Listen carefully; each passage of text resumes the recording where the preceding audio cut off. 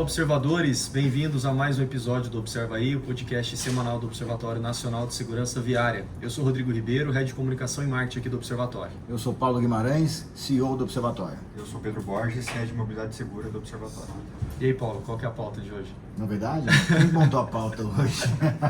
Quem montou a pauta foi o Paulo? Não, mas eu acho que a pauta de hoje tem um assunto muito legal que interessa para o Brasil inteiro, porque eu acho que tem algumas ações que são replicáveis, né, mas principalmente para quem está no estado de São Paulo. Então acho que essa é a pauta principal de hoje, o lançamento, né, do Sistran, que é o Sistema Estadual de Trânsito. Eu e Pedro tivemos lá numa reunião com o Detran São Paulo e com o Fórum Paulista de Secretários. E esse decreto foi publicado no dia 29, né, Pedro? Dia 29 de fevereiro. Bem recente. Ele estrutura o Sistema Estadual de Trânsito com base em alguns elementos? Sim, então o decreto número 68.347. O Sistran ele vem com esse objetivo de organizar alguns sistemas que já existiam dentro do estado de São Paulo. Então você tem o CETRAN, que é o Conselho Estadual de Trânsito de São Paulo. Ele é reorganizado dentro do Sistran, então eu acho que ele vai ter novas cadeiras ali de conselheiros, e eu não lembro os detalhes exatamente. O Conselho Estadual de Trânsito hoje é composto por 35 membros, 35 conselheiros, né, representantes de vários setores da sociedade. Então, o CETRAN ele tem uma função primordial, que é o órgão consultivo normativo no âmbito do Estado. Ele se equipara ao Conselho Nacional de Trânsito no âmbito federal.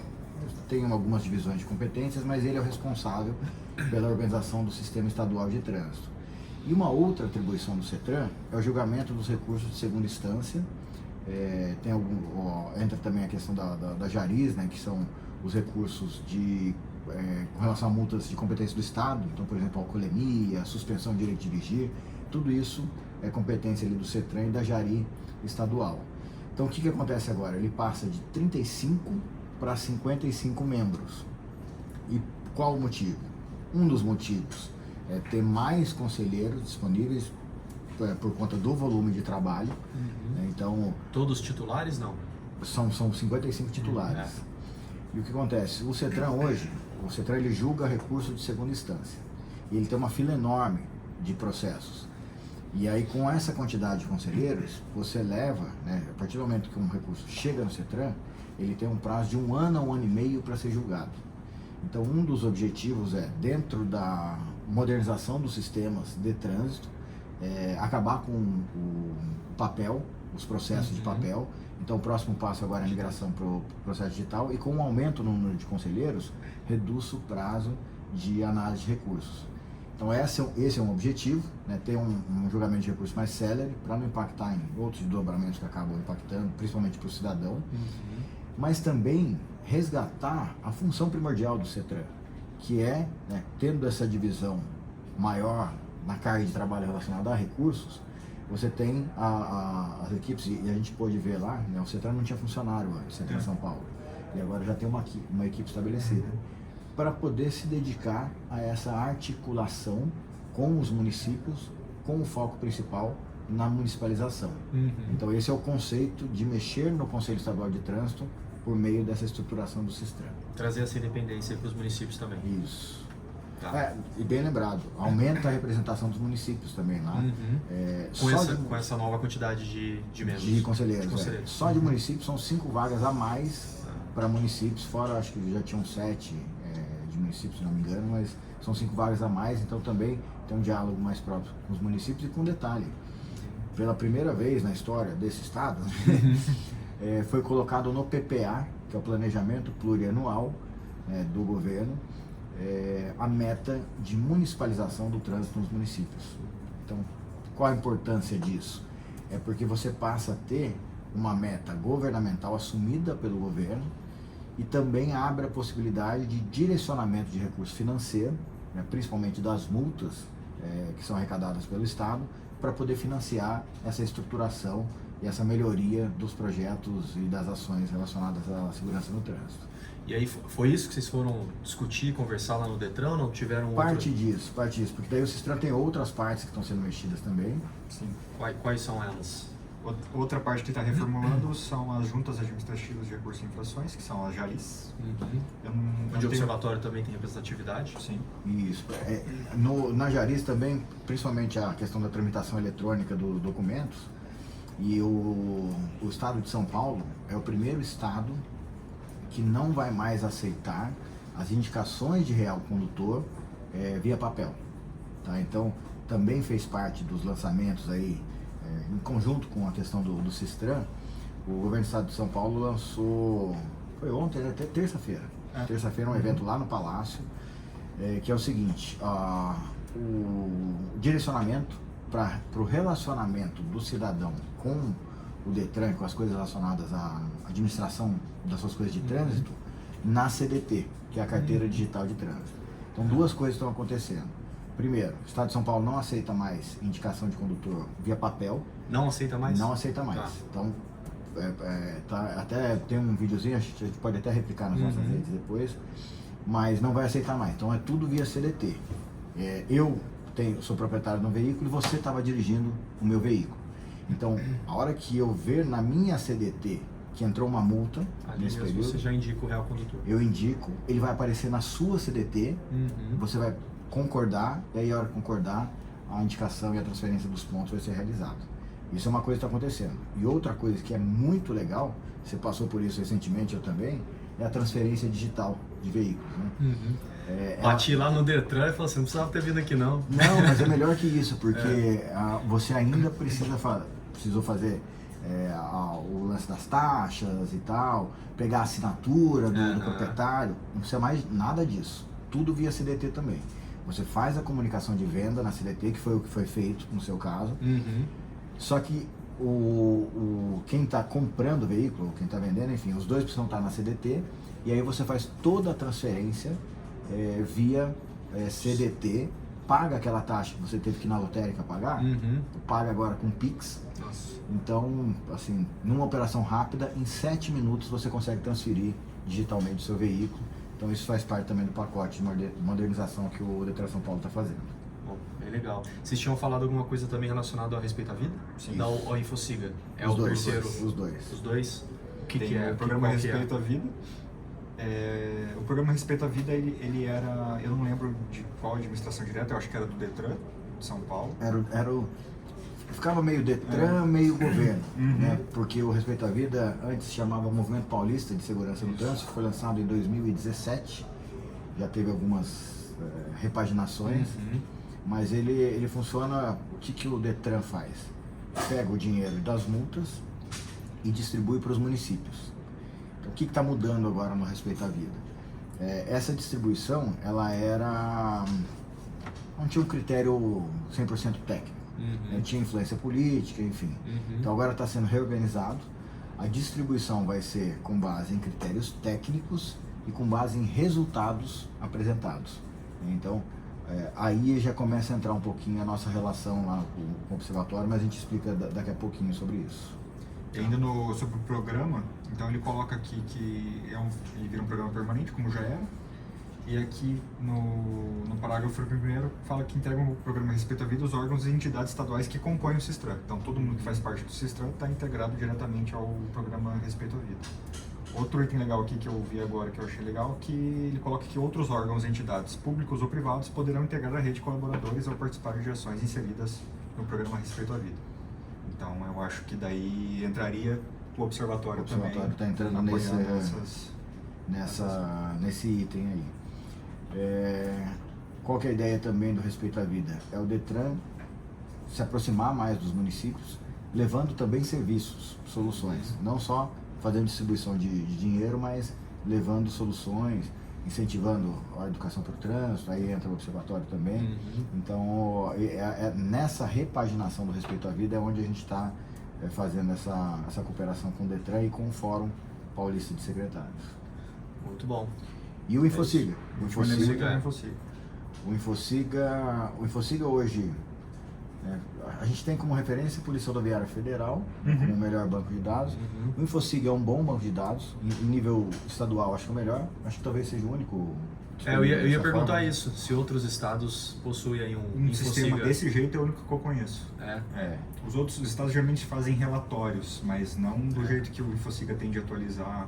Os jornalistas já ficam esperando dia 19 e 20 que sai, né? É muito legal, assim. E aí vai ter uma evolução agora. Eles estão reorganizando o sistema em si para poder ter as estatísticas mais precisas. A gente percebe uma deficiência na coleta primária, lá na ponta.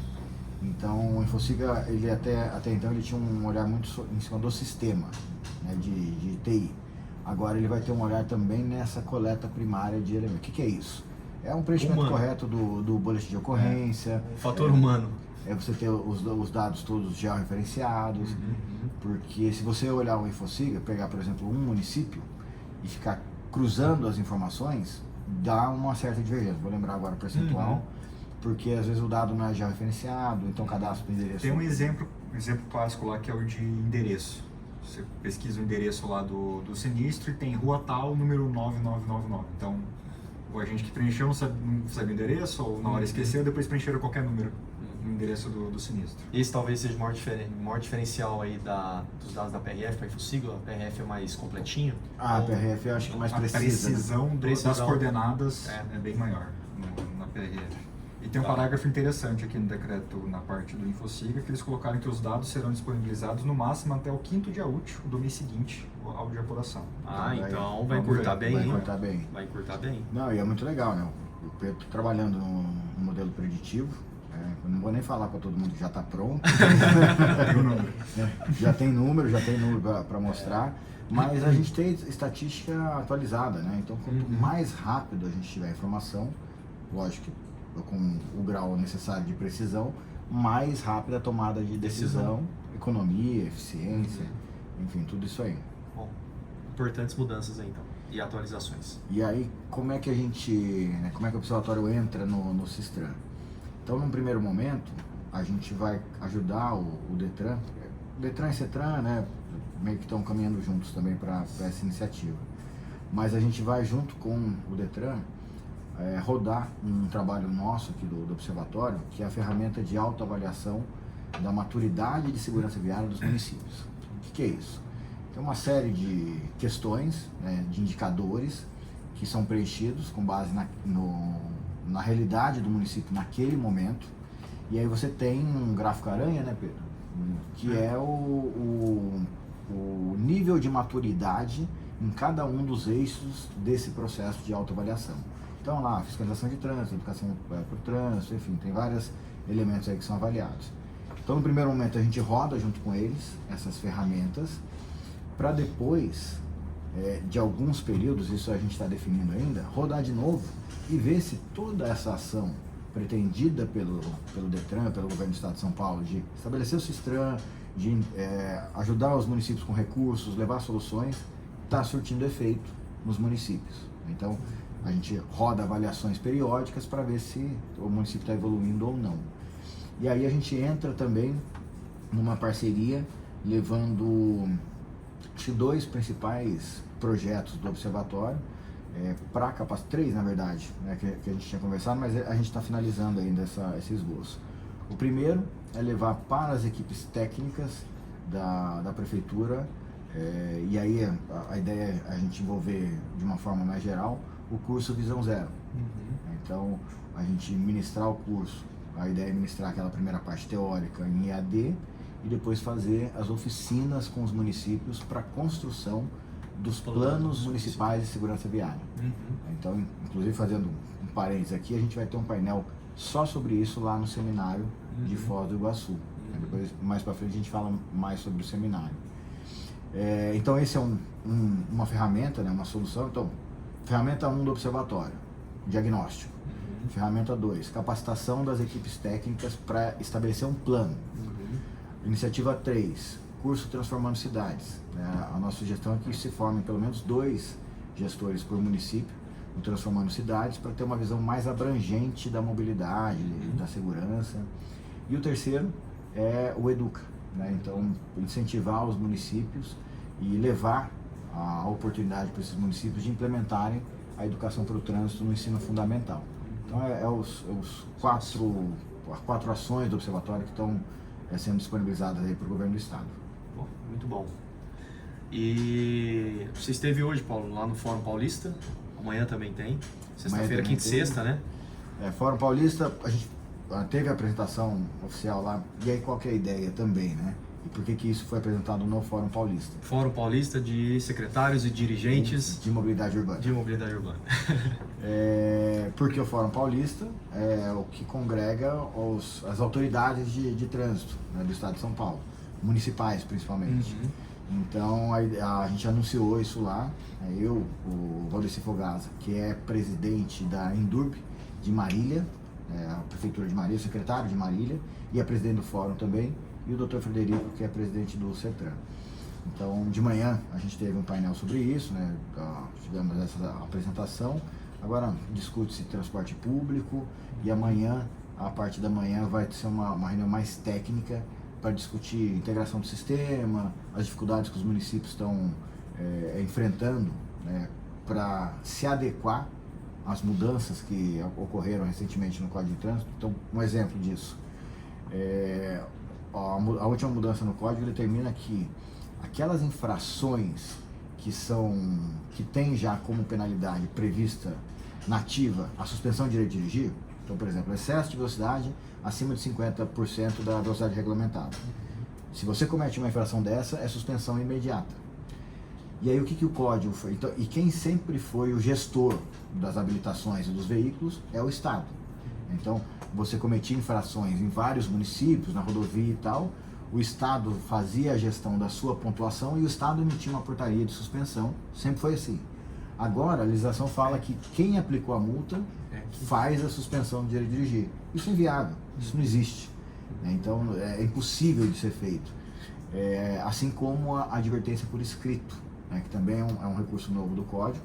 Sempre existiu a possibilidade de aplicação da advertência por escrito, que é uma penalidade. Então, o que é a advertência por escrito?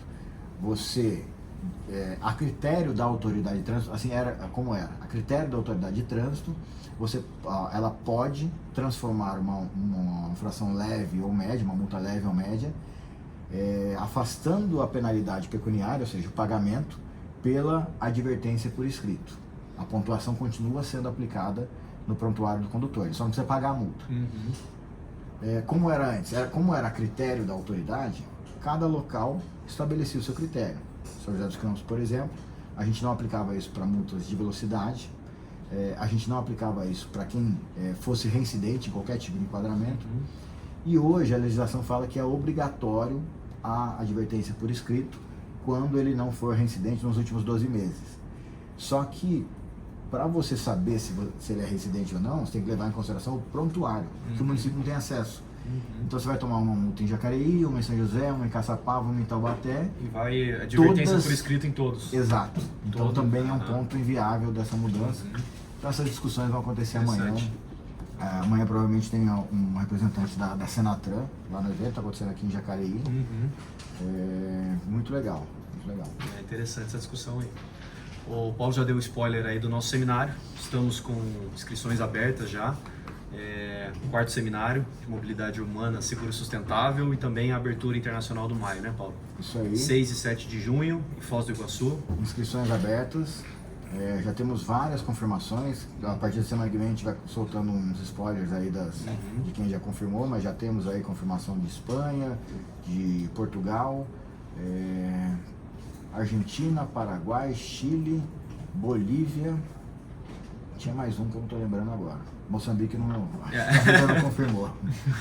Não, boa. Hoje a gente soltou nas nossas redes sociais uma programação do evento. Então os interessados também acessem as nossas importante. redes. É um evento pago, então ele demanda aquisição de ingressos, mas todos aqueles que compõem a rede do observatório, os observadores certificados, os membros do programa Laço Amarelo, os nossos mantenedores sociais, todos esses têm gratuidade para poder acessar o evento. Bem lembrado. Hoje, inclusive, né, um dos observadores já perguntou para a gente sobre o evento, então vocês terão cortesia. Isso aí. Para ir ao evento. É para ir, hein? É para ir.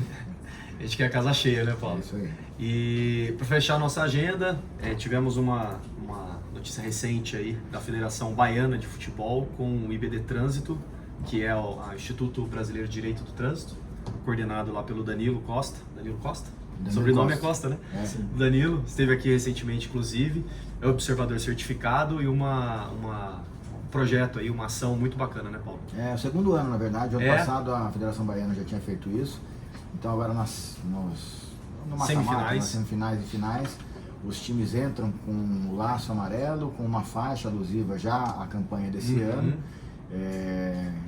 Eu não Já sei- soltaram um vídeo, inclusive. Já soltaram um vídeo? Já soltaram o um vídeo eu bem não vi. legal, falando da campanha. E trazendo- teve algum momento, que eu não sei se teve ou se vai ter, é um minuto de silêncio em memória às vítimas de trânsito. Tá, isso eu não... Aí eu não lembro se teve, se eu estava cogitando de fazer, não lembro exatamente, mas muito legal. É uma iniciativa bacana, né? O Danilo até sugeriu para que a gente tente com outras federações estaduais aí.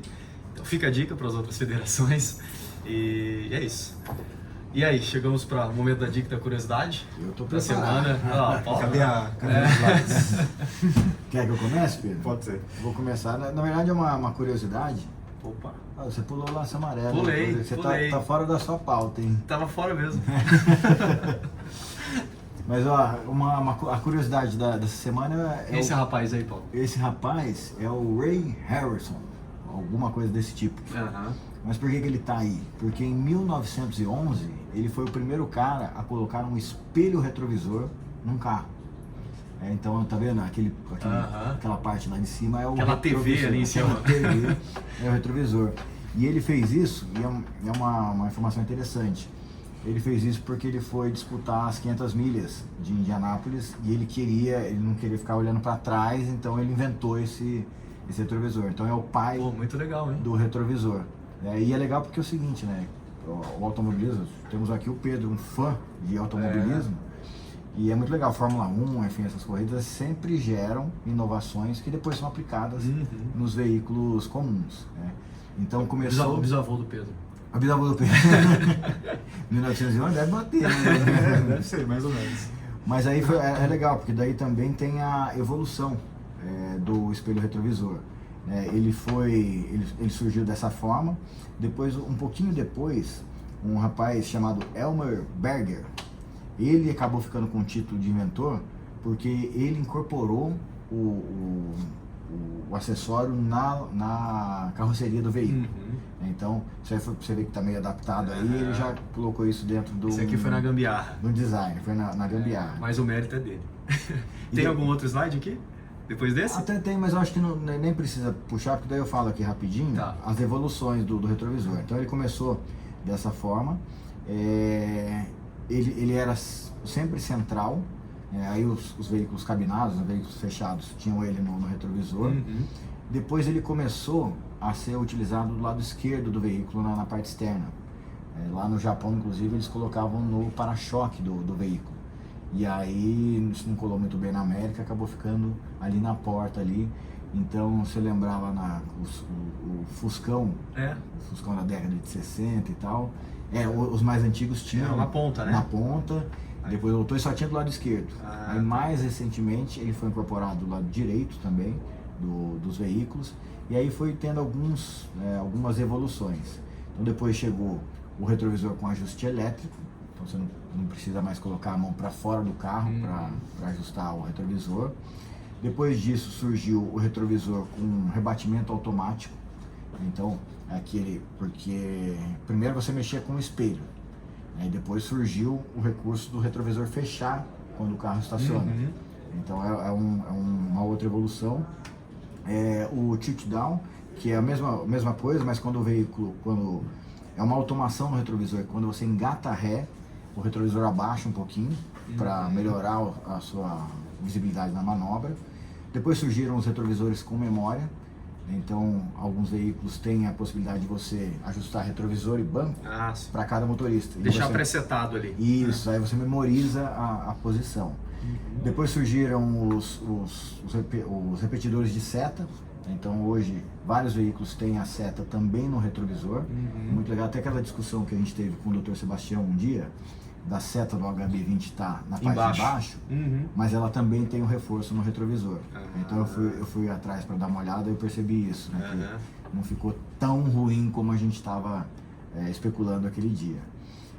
O retrovisor com luz de conforto, aí é mais o retrovisor interno, a mulher usa para poder falo mulher porque eu só vejo mulher usando aquele espelho para se olhar, né? Uhum. O retrovisor fotocrômico ou eletrocrômico, que é aquele que quando você olha no retrovisor e tem alguém com farol alto atrás de você, ele te incomoda. Esse tipo de retrovisor, ele quebra esse incômodo da luz alta.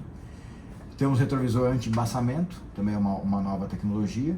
E agora os mais recentes, né, que são os retrovisores com câmera. Então hoje você tem O VLP. o VLP, as câmeras de ré dos veículos, então é esse grau de evolução que a gente está. E tem os veículos elétricos, já tem alguns chegando sem o espelho mesmo. Aí com o retrovisor igualzinho do VLP, que só tem as câmeras. Câmeras internas? Câmeras, na verdade a câmera externa com visualização interna. Entendi. Então essa é a história Essa do retrovisor. Pô, um slide só, Paulo. Então tinha os outros modelos de retrovisor, mas tem muita gente que está escutando no rádio, agora não vai ver. Boa. E aí, Pedrão, dica da semana? Dica da semana tem a ver com um assunto que estava bombando hoje no grupo lá dos observadores, e foi um assunto que eu tive até experiência direta com as gravações da campanha do Maio Amarelo desse ano.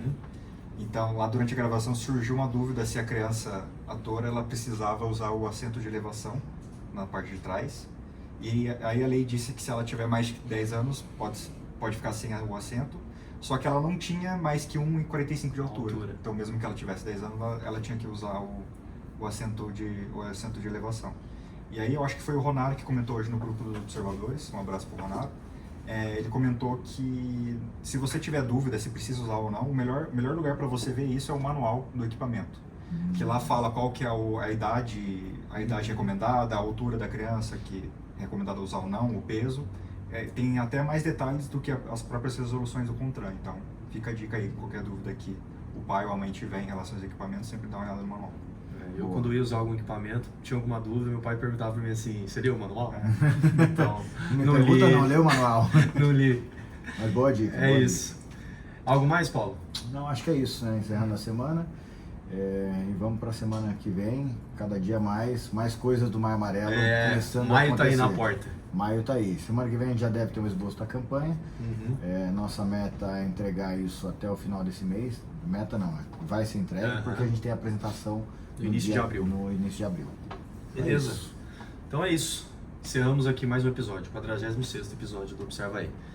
Gostaria de agradecer a toda a nossa rede, aos mantenedores do Observatório, a Abraciclo, a Anfávia, a CNT Senat, ITL, Sistema Transporte, a Gol Plus, a Gringo, iFood, Piranga, Mobilidade Estadão, Raizen, Uber, Veloy e Vibra, aos 591 observadores certificados, a todas as empresas, prefeituras e entidades Laço Amarelo, as que aderiram ao Educa, a todas as instituições que mantêm cooperações técnicas aqui com o Observatório. Valeu, pessoal, até o próximo episódio. Valeu, pessoal, até a próxima. Tchau, galera, até a próxima.